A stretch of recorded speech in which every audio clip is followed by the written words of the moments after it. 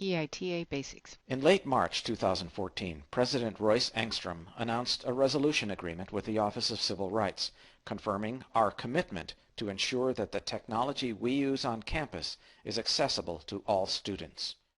The Electronic and Information Technology Accessibility Task Force, or EITA, has been working since late 2012 on the preparation for this agreement and the self-study and implementation period that it initiates.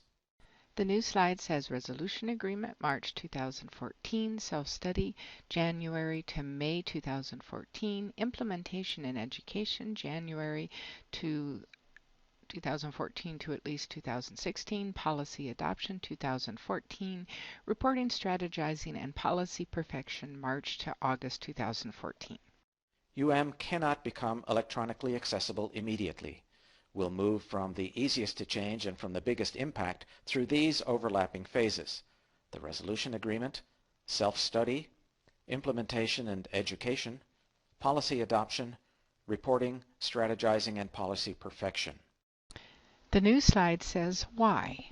Education is our business, academic freedom for everyone, technology is frequently involved.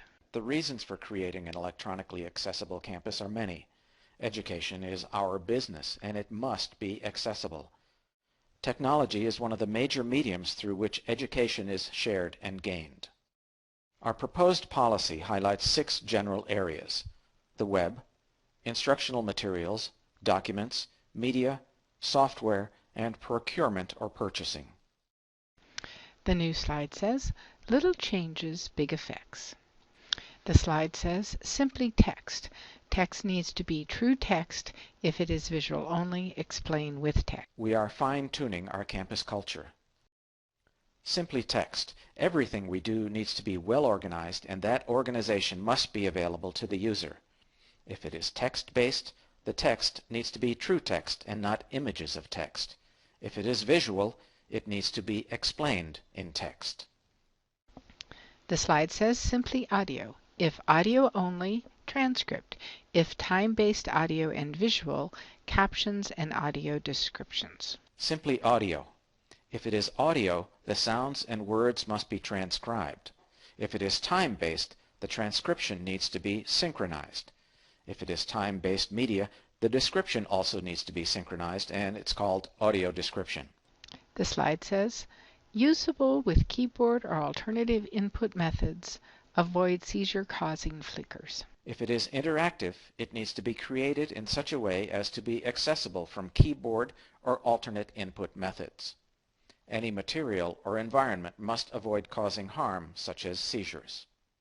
So specifically, the slide says Web, Standards and Guidelines, WCAG 2.0 AA Standards, Campus Resources, IT's Web Technology Services, WTS, and Accessible Technology Services, ATS.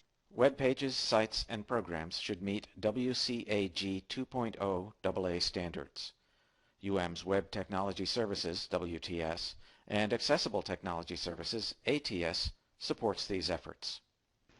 The slide says Instructional Materials, Standards/Guidelines, UM's Instructional Materials Checklist, Campus Support, UM Online Support for Accessible Online Education, ATS Support for Accessible Face-to-Face Classes.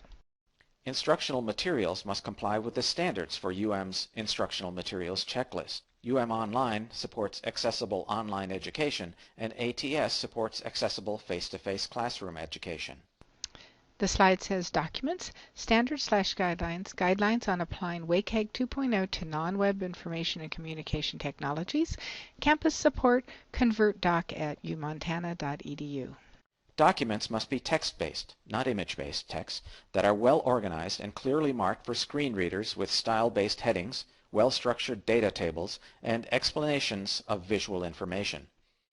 Image-based documents can be emailed as attachments to ConvertDoc at umontana.edu for optical character recognition. These are largely, although not completely, accessible when emailed back to you. The slide says Media, Standards/Guidelines, Described and Captioned Media Program, DCMP Guidelines, Campus Support, Mansfield Library helps find captioned media, Tammy Ravis, Online does captioning for online course design or review, Marlene Zentz, IT's ATS provides captioning, transcription, and audio descriptions, Janet Sedgley. The standards and guidelines for media fall under the Described and Captioned Media Program, or DCMP. Tammy Ravis at the Mansfield Library works at finding pre-existing captioned media, even for those videos you've been using for years. Online does captioning during online course design and review under the direction of Marlene Zentz. ATS provides captioning, transcription, and audio descriptions for all kinds of projects under the direction of Janet Sedgley. Software, Standards/Guidelines, United States Access Board Section 508 Standards, including the Software Application and Operating System 1194.21 Standards. Campus Support, ATS evaluates software and web pages for accessibility. ATS researches and evaluates software and web pages for accessibility compliance under the United States Access Board Section 508 standards, including the software applications and operating systems, and reports their findings to campus and to the EITA working group. Many resources: Montana Accessibility Interest Group, Access Partner Listserv, Short Courses, Online, 406-243-4999, ATS 406-243-HELP, 4357, Departmental Technical Support, EITA Working Group.